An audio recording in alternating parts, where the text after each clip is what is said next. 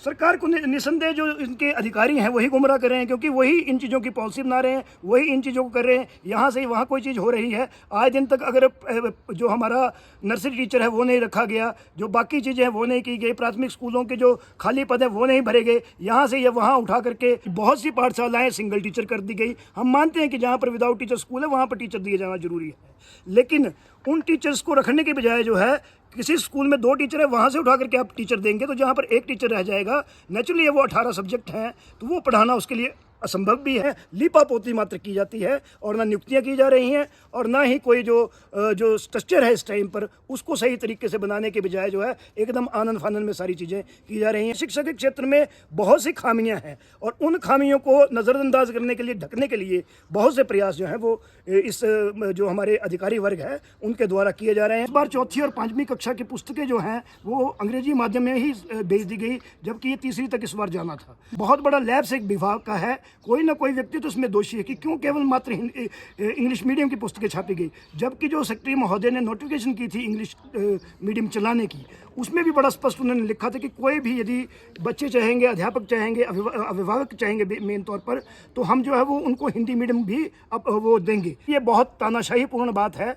कि हम ना वार्ता करना चाहते हैं, ना हम किसी सुझाव को मानना चाहते हैं, ना हम चाहते हैं कि जो एम्प्लॉयज़ हैं वो उचित मंच पर अपनी बात रखें, उस पर भी कोई उचित जवाब देने के बजाय या हमें ये कहने के बजाय कि हम आपके साथ बात करते हैं, हम कुछ और करते हैं। आधी रात को यहाँ से जो है वो निलंबन के आदेश जारी होते हैं जो कि बिना किसी शोकाज नोटिस के हैं, बिना अन्य चीज़ों के हैं। हमारे जो शिक्षा सचिव हैं वो मुख्यमंत्री के भी सचिव हैं और वहाँ से ये सारी चीज़ें चलती हैं, क्योंकि जो मुख्यमंत्री कार्यालय से निकलेगा वो नेचुरली कि सचिव जो होंगे वहाँ के उनके माध्यम से निकलेगा। तो हमारे सैकड़ों पद जो है स्कूलों में खाली चल रहे हैं। बहुत ज़्यादा बात ये होती है कि राजनीति हो रही है हर विषय को लेकर, लेकिन आपसे ये भी समझना चाहूँगी क्योंकि समाज का सबसे बुद्धिजीवी वर्ग आप लोग माने जाते हैं, तो ऐसे में टेक्निकल पॉइंट्स क्या हैं? कर्मचारियों को किस लेवल पर नुकसान होगा, हमारी शिक्षा व्यवस्था उस पर कितना नुकसान इसका होगा?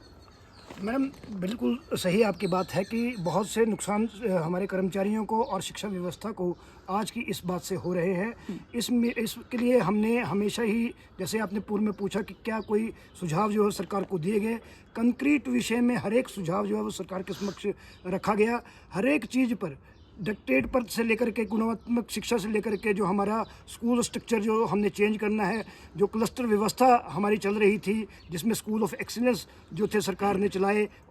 बढ़ाने थे, उसको उस पर चर्चा थी। हमने हर एक विषय में अपने सुझाव जो हैं वो सरकार को दिए हैं, लेकिन उन्होंने सुझावों को मानने की बजाय जो है एक अपनी तरफ से जो निर्णय थे वो हमेशा लिए। मीटिंग्स में हमारे साथ बात होती रही। 6 फरवरी को हमारी बैठक जो है वो अंतिम शिक्षा सचिव महोदय के साथ हुई थी और 17 मार्च को हम जो है वो शिक्षा मंत्री महोदय से मिले थे। शिक्षा मंत्री महोदय ने हमें बहुत ही आश्वस्त किया था कि आप सबसे बड़े स्टेक होल्डर हैं, आपके साथ बिल्कुल सारी बात शेयर होगी, कोई भी चीज़ ऐसे आइसोलेशन में जो है वो नहीं की जाएगी। आपके साथ पूरी बात करने के बाद जो भी हम SOP हैं वो तैयार करेंगे। आज जो बातचीत हमारी हुई है उसके बाद SOP रेडी होंगे, वो SOP आपके साथ शेयर होंगे और उस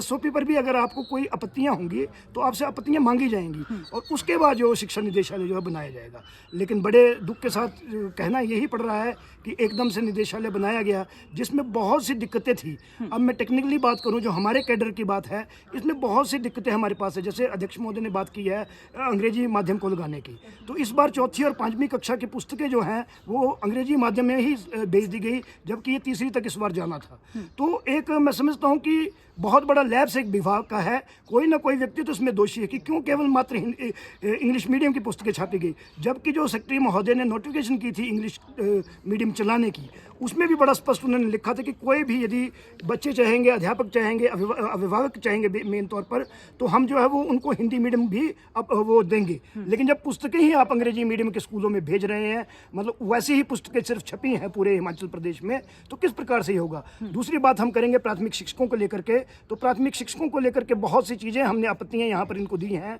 उसमें हमारी आपत्तियाँ ये थी कि जो आपका स्ट्रक्चर है वो आप जब तक हमारे को पता नहीं होगा कि आप किस तरीके से कर रहे हैं, यदि एक निदेशालय करना है और उसमें अलग अलग विंग्स हम बना रहे हैं, उसमें प्राथमिक को अलग विंग बना रहे हैं, उसका जो पूरा जिसको कहते हैं एडमिनिस्ट्रेटिव कंट्रोल जो है, जो ऊपर से लेकर के नीचे तक जो है प्राथमिक का अलग रहने वाला है जैसे पूर्व में रहा है, तो हमारी इसमें बहुत सी ये हैं कि इसमें हमारे कुछ पद जो है एडमिनिस्ट्रेटिव पोस्ट जिसको हम कहते हैं, बहुत से हमारे निर्देश जो हैं वो चलते हैं, वो चलेंगे। जैसे हमारा डिप्टी डायरेक्टर यहाँ से डिप्टी डायरेक्टर को जाएगा, डिप्टी डायरेक्टर से जो एलिमेंट्री डिप्टी डायरेक्टर हुआ करता था उसको जाएगा, एलिमेंट्री से वो हमारे बीओ को जाएगा, बीओ से वो सीएसटी को, और सीएसटी के माध्यम से हमारे हाई टीचर जो स्कूल्स के हैं उनको जाएगा। लेकिन हम ये चाहते हैं कि ये व्यवस्था उस तरीके से चली रहनी चाहिए। ये एश्योरेंस हमने सरकार से और विभाग से हमेशा चाहिए है कि हमारे किसी भी अधिकारी की किसी भी शक्ति को ना छीना जाए, क्योंकि अगर कोई भी शक्ति किसी अधिकारी से छीनी जाती है, अगर कोई भी एडमिनिस्ट्रेटिव पावर्स या जो दूसरी हमारी डीडीओ पावर्स हैं, बाकी चीज़ें हैं, वो छीनी जाती हैं, तो कहीं ना कहीं कल को जो है जब ऑडिट्स होते हैं और सारी चीज़ होती है इन चीज़ों की, तो कहीं ना कहीं ये चीज़ सामने आएगी कि इस पद का महत्व क्या है। जब वो महत्व ही हम डिफाइन नहीं कर रहे हैं पहले, और उससे पहले हम उन चीज़ों को कह रहे हैं कि हम चीज़ करते रहेंगे, हम प्रमोशन भी करते रहेंगे, सब कुछ करते रहेंगे, अगर उसमें महत्व हम डिफाइन करके प्रमोशन करेंगे तभी मुझे लगता है वो आगे चल पाएगा। नहीं तो आने वाले समय में आज नहीं तो कल, एक नहीं तो दूसरी सरकार कोई ना कोई आकर के इसको जो है डाइंग कैडर घोषित। देखिए, हाल ही में सरकार ने आपके कुछ शिक्षकों को निलंबित भी किया है। ऐसे में आपको लगता है सरकार का ये फैसला सही है? आपको कोई वाकया याद हो कि सरकार ने कुछ इस तरह के निर्णय पहले भी लिए हों? क्या आपको लगता है कि इसमें भी सरकार तानाशाही करने की कोशिश कर रही है? बिल्कुल मैडम, पूरी तरह से इसमें जो है वो एक तरफा रुख जो है वो रखा जा रहा है। जिस तरीके से हमने 16 तारीख को जो है, मैं महासचिव हूँ इसका और मुझे भी इस निलंबन आदेश में शामिल हूँ मैं भी, 16 तारीख को मैंने अपने जो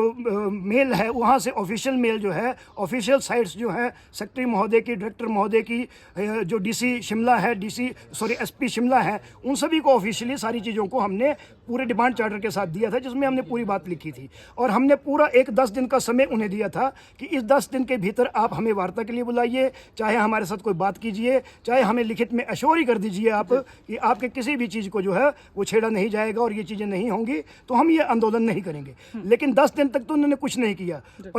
जो 25 तारीख को जो है एक नोटिस उनकी तरफ से भी हमें आया कि आपका ये नोटिस जो है, इसके ऊपर हम ये कहना चाहते हैं कि जो हमारा ये जो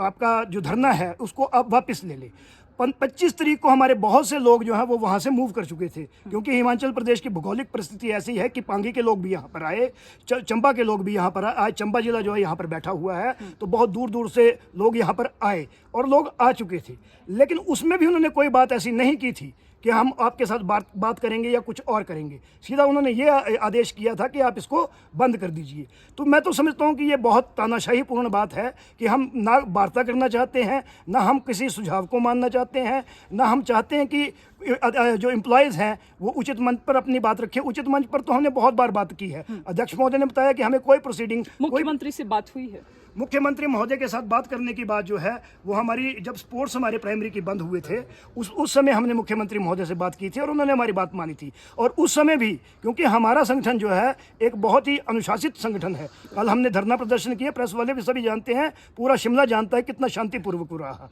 लेकिन उस समय भी हमने बात की तो शिक्षा मंत्री महोदय को साथ में लेकर बात की, और शिक्षा मंत्री महोदय ने इस बार भी हमें आश्वस्त किया था कि हम जो है जल्दी शिक्षा मुख्यमंत्री महोदय से आपको मिलवाएंगे और आपकी सारी जो भी दिक्कतें हैं वो वहाँ रखेंगे और उससे पहले कोई भी कदम जो है वो नहीं उठाया जाएगा। लेकिन इस तरीके की बात हुई नहीं, और इन 10 दिनों में भी ये बात जो है वो नहीं किसी भी तरफ से सामने आई, तो ये एक दुर्भाग्यपूर्ण चीज़ है। और उसके ऊपर से एक शांतिपूर्वक एक प्रदर्शन हुआ, जिसमें हमने फिर उसके बाद भी हमने ये तय किया था कि हम एक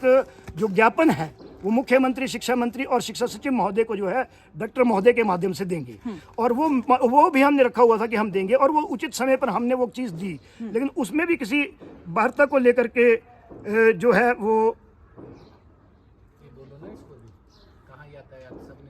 जो हमारी जो हमने ज्ञापन इनको दिया वो सारी चीज़ें जो हैं वो हमने की, लेकिन उस पर भी कोई उचित जवाब देने के बजाय या हमें ये कहने के बजाय कि हम आपके साथ बात करते हैं, हम कुछ और करते हैं, आधी रात को यहाँ से जो है वो निलंबन के आदेश जारी होते हैं, जो कि बिना किसी शोकाज नोटिस के हैं, बिना अन्य चीज़ों के हैं। वो एक टेक्निकल चीज़ और बाकी चीज़ें हैं जो कानूनी विदों की राय के साथ बाकी चीज़ें होंगी, वो सारी चीज़ें हैं। लेकिन कल जैसा कि अभी सामने आ रहा है कि एक